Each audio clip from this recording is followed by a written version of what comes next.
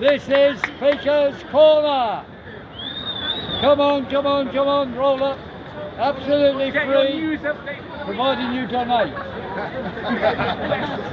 76. Well, you've got a lot of cameras on you today. Yeah, a lot of cameras. Well, maybe the cameras will introduce themselves so we know, first of all. Where are you from, guys? Do you want to say?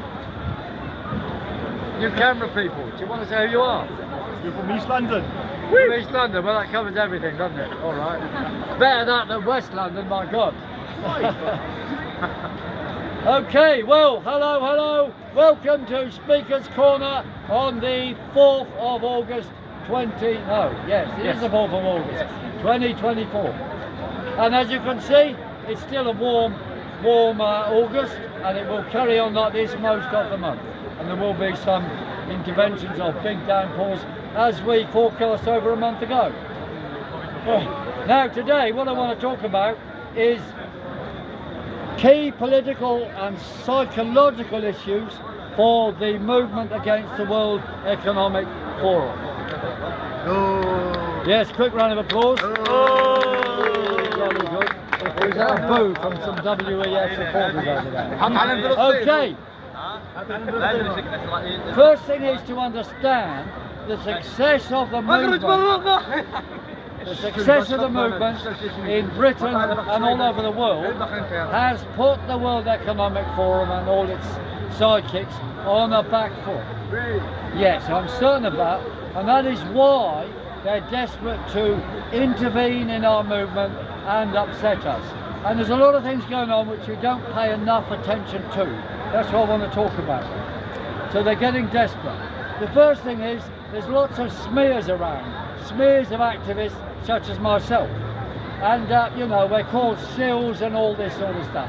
But specifically, there's a lot of people around saying Piers Corbyn is a Freemason and he's Jewish. Now, both of these things are complete lies, and they're told by people who have no evidence whatsoever. But they put them on channels as fact. Now, of course, we could charge him with libel or something, but you know, these things are just games in courts. Maybe we have to do something like that, maybe not, I don't know. But look, they are complete lies, and the people saying these things have to be taken down. I'm neither a Freemason nor a Jew, and never have been either. I'm not now and never will be. Are you a Zionist? No. Well, that is pretty obvious. I'm not a Zionist, but anyway. No, it will never be. Obvious. Okay. But the people who say this are either deranged or agents of the other side, or completely paranoid. But there is complete paranoia around. The second thing I want to talk about, in terms of the political interferences, is direct subversion. Oh, sorry, and it's this behind me, but I'll move out the way so you can see. We have the Israeli state machine directly interfering in British politics. They fund Tony Robinson, they fund Nigel Farage, they fund the servile Starmer. Or put it even better, he's in bed with them. He is an agent of Zionism. And they are puppets. So people who are supporting Tommy Robinson have to understand that. I mean, I call them Tommy Tards. Now, of course, most people on a Tommy Robinson demo are just there because they're upset about woke people. And they say, oh well, I don't really know about what he says about Israel, but that's or Palestine. But let us be clear, the reason why Tommy Robinson alias Tommy Yaxley Moron, or Stephen Yaxley Moron, whatever his name is, the reason why he's there, well, you've even heard of him, is because he's funded and he was paid £10,000 a month by an Israeli lobbyist, and still is. He's there to promote the genocide in Gaza. That's why he's there. And people who say, oh Piers, we're just filming him, well hang on, it's like going into McDonald's and saying, well, I'm only here because I think McDonald's is a green company, and I'm nothing to do with the fact that they're spending money giving free food to the Israeli Defence Force. Look, that's insane. That's what the argument is insane. Let's be clear. Tommy Robinson is dangerous. Tommy Yaxley Moron, or more precisely Tommy Tards have to be opposed. Yeah, quick round of applause for that, please. Right. But also, the Palestine Solidarity Campaign. Fine, all these big marches, but why don't they discuss the big issue behind them? World Economic Forum. They don't. Yet the SWP, who are the key organisers for the PSC, and as far as I'm concerned are our police operation, they steal our banners when we point out the role of the WEF and tell us this is it's anti-Semitic, they say, or conspiracy theory. No, the World Economic Forum is a fact. Anyone with a brain, one brain cell, knows that. Yet they will take away our banners because they want to hide the truth. And there will be interventions from all manner of people to hide the big picture. And we are absolutely committed to exposing the big picture. And quick round of applause for that. And all the alternative media will help us. Well done, well done, well done. Now then, so what about psychological interference in us? This is actually a very big issue, but not much talked about. We know there's a behavioural insights team. We know there was the nudge unit. It's still there. And that is there to psychologically subvert the public. They say so, and they do it to get people scared of the COVID virus. And you know, it's all about fear, fear, fear. Now we know a lot about that one, but I want to talk briefly about individual psychological attacks, because it was occurring to me recently when I won't give a name at this point, very close friend of mine was arrested twice at 3 AM in front of her children in her house. And that was with trumped up nonsense, fake arrest warrants. That was done to try and, well, the children would say, oh mummy, look, if you weren't with Piers then that wouldn't happen, would it? You know, it's to divide and split. That's definitely the case.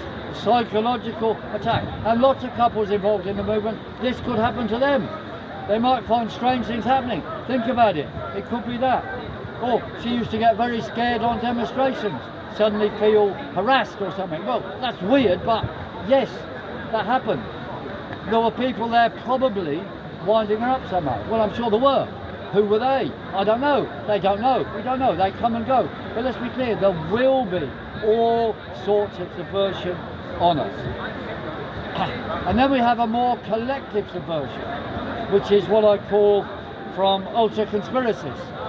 Some of them are just paranoid nutters, and others could be agents. But you see, stories like earthquakes are caused by American and the WEF, American imperialism and so on. They're complete nonsense, because we know that earthquakes only happen, major earthquakes, when there's earth-facing coronal holes or massive sunspots facing the earth. We know that.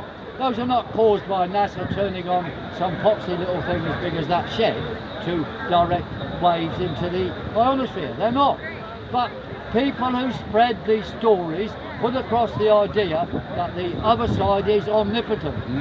Yes. And that is what it's about. It's to put you all in fear. Like Piers, look, it's a waste of time, isn't it? They're so powerful. They're turning the weather on and off. They're turning earthquakes on and off. Look, if they can do that, they can kill us all in a trice. Well, they'd like to maybe, but they can't. We have to be so.